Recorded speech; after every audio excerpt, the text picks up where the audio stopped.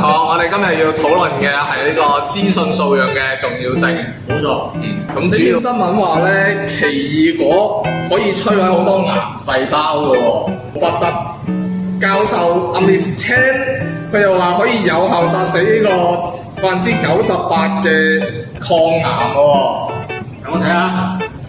哇！98%喎。你個資料喺邊度睇㗎？咧嗰啲公眾號發出嚟嘅啫嘛，都唔知係真定假嘅咧。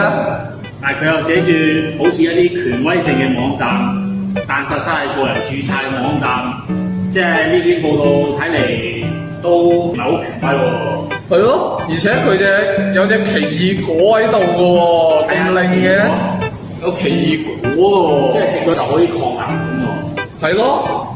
哇！如果係咁樣，咁全部人都可以去食奇異果就醫療到呢個癌症。不過咧，就我所睇咧，呢篇報道都係有啲問題。例如咧，我哋學習呢啲資訊咧，或者睇一啲資料嘅時候，其實應該去查佢嘅權威性啦。就好似頭先嗰篇報道咁樣，佢入面就冇一啲比較權威性嘅機構啦，譬如話衛生署啊，或者係一啲有註冊牌照嘅營養師出嚟。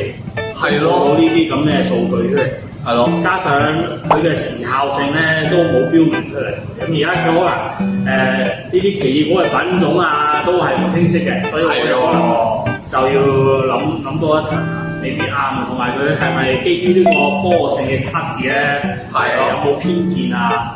同埋佢嘅準確性啊？譬如話佢係引用啲咩標準啊？完全係冇提到嘅，所以我哋都係應該唔可以盡信。所以其實我哋咧應該都係信翻啲具有權威性啊、時效性嘅新聞會可信啲啦。冇錯，大家一定要多啲去分辨呢個假新聞嘅權威性啦，同埋佢嘅來源啦。係啦，謹慎提防受騙。